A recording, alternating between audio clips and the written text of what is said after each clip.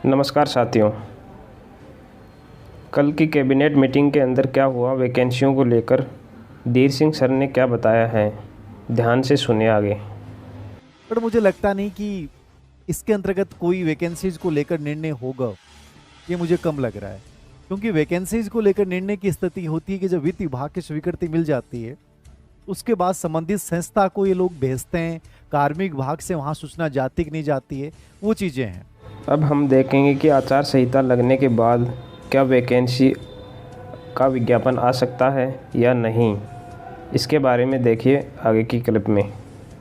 तो आचार संहिता 6 अक्टूबर को लगने के पूरे चांसेज हैं, क्योंकि अभी चुनाव आयोग आज राजस्थान का दौरा करके और कल से तेलंगाना जाएगा और तेलंगाना में 3 दिन बाद में, ठीक है, यानी 6 तारीख को चुनाव आयोग की दिल्ली में महत्वपूर्ण बैठक होगी और उस बैठक के दौरान 99.99% चांस ही होते हैं कि उसी दिन जो है वो चारों राज्यों के चुनावों की घोषणा हो जाएगी और उसी के साथ आदर्श आचार संहिता लागू हो जाएगी।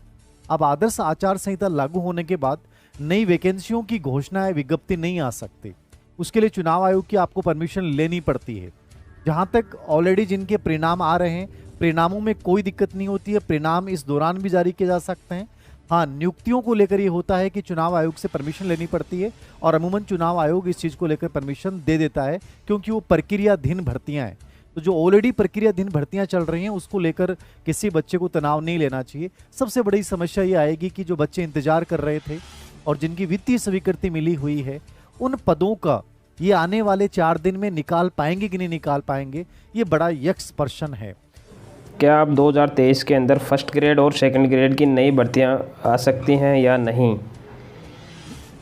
और न्यू रीट और अन्य भर्तियां के बारे में सर ने क्या कहा है, आगे वीडियो में देखिए।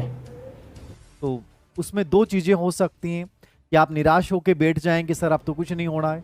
देखो, वैकेंसी सरकार किसी की बने, वित्त विभाग की स्वीकृति मिलने के बाद हो सकता है कि दिसंबर में चुनाव हो, उसके बाद आ जाए। और जैसा एग्जाम की अपन संभावना बता रहे थे वो अगले साल ही होना है, जुलाई के बाद ही परीक्षाएं सब होनी है, एक कॉलेज लेक्चर के अलावा। तो कहीं ना कहीं मुझे लगता है कि एक स्कूल व्याख्याता या सेकंड ग्रेड के लिए 6 से 8 महीने आपको चाहिए। तो आप जो बच्चे पढ़ रहे हैं उनको पढ़ना चाहिए। आप बैठे बैठे इंतजार करेंगे कि विज्ञापन आने के बाद होगा, तो ये तो एकदम से गलत है, मैं तो यही कहूँगा। यदि आपको ऐसी इन्फॉर्मेशन वीडियो चाहिए तो कमेंट करके बताइए, और वीडियो कैसी लगी यह भी कमेंट करके बताइए। धन्यवाद।